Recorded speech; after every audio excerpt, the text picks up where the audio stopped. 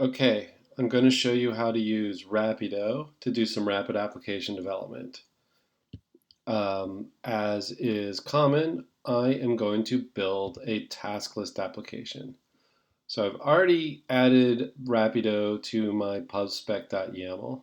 So now I'm going to import from that a package that I want to call document list. And this has everything I need to make this application. So all of this is fine. As you can see, I've deleted some of the cruft of all the comments that are created by the default application. I'm going to go ahead and just delete way more of that cruft here.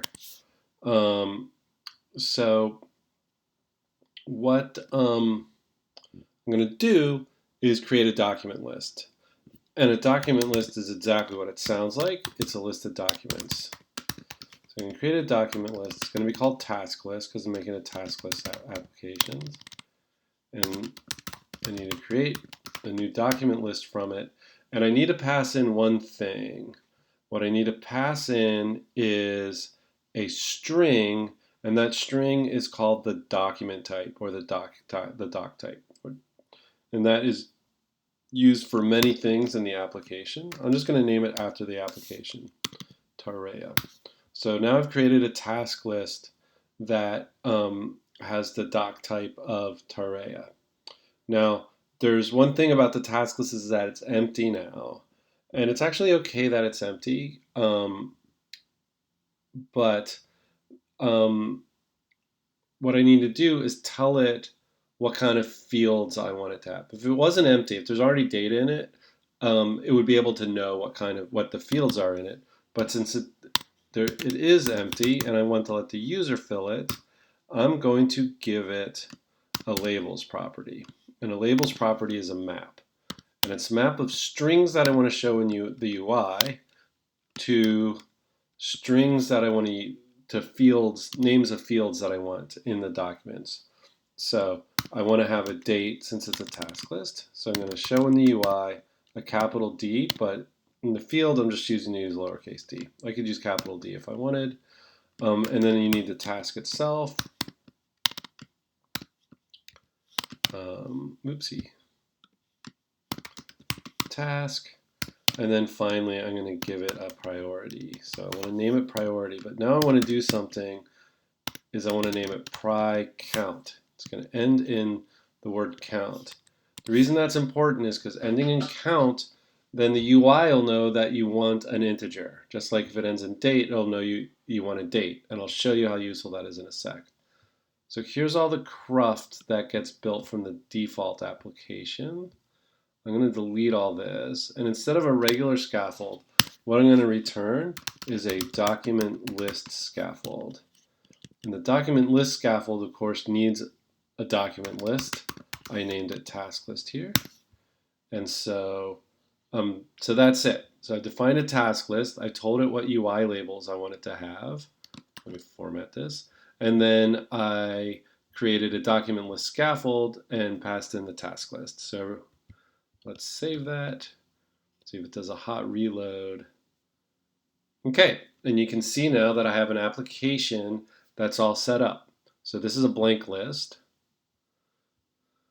You can see it inferred the name. I can give it a different name if I want. And it's got some important widgets here. So the first one is this plus button that I can use to add a task.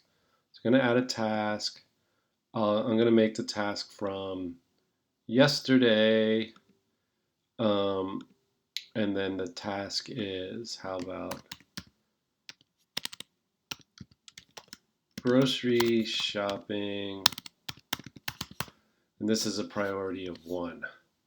Notice here that when I enter the priority, since it ended in pry count, it knows that I want to use numbers on the keypad.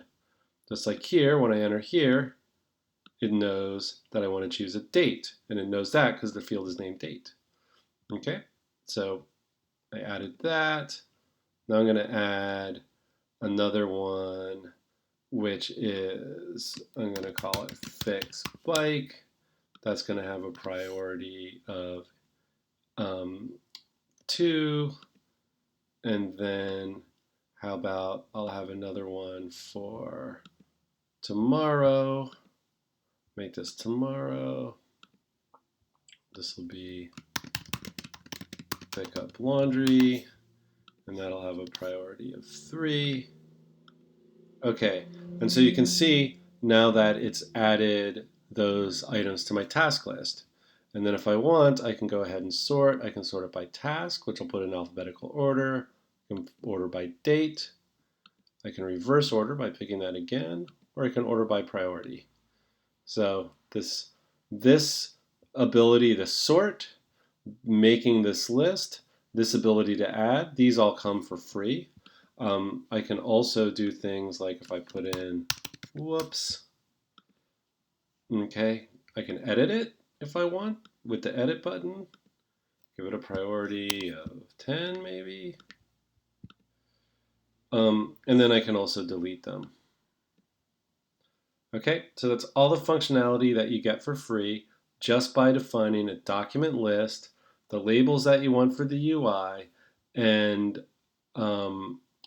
then creating a document list scaffold. Now note that this list, this button, this button, this button, the forms that you pick up, all of these are all individual components that you can mix and match into your own UI. So in the next video, I'll show some sort of lightweight customizations that you can do to make the application look a little nicer. Then I'll do another video to show some stronger customizations. So just to review, created a document list, I told it the UI labels that I want, and I created a scaffold with it.